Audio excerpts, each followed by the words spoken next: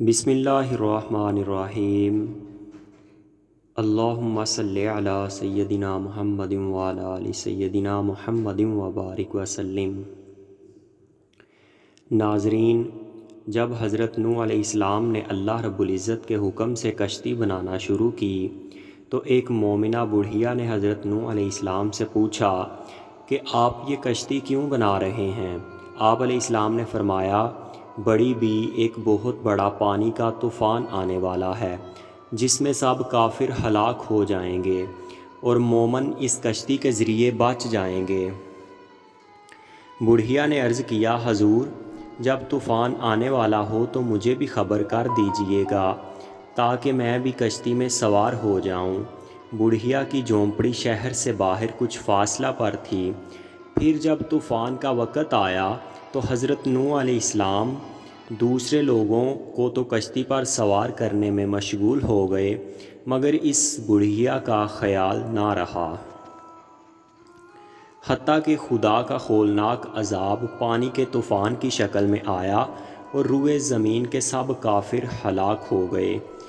اور جب یہ عذاب تھم گیا اور پانی اتر گیا اور کشتی والے کشتی سے اترے تو وہ بڑھیا حضرت نوح علیہ السلام کے پاس حاضر ہوئی اور کہنے لگی، حضرت، وہ پانی کا طوفان کب آئے گا؟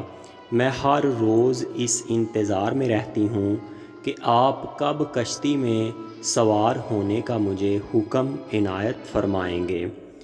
حضرت نوح علیہ السلام نے فرمایا، بڑی بھی طوفان تو آ بھی چکا اور کافر سب ہلاک ہو چکے ہیں اور کشتی کے ذریعے خدا نے اپنے مومن بندوں کو بچا لیا ہے، مگر تعجب ہے کہ تم زندہ کیسے بچ گئیں؟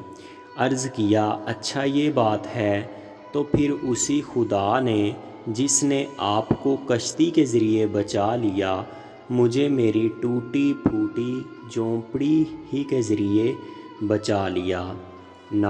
ناظرین، اس واقعہ سے ہمیں پتہ کیا چلتا ہے؟ زمین والے تمہارا کچھ نہیں بگاڑ سکتے اگر تمہارا آسمان والے سے پختہ تعلق ہے۔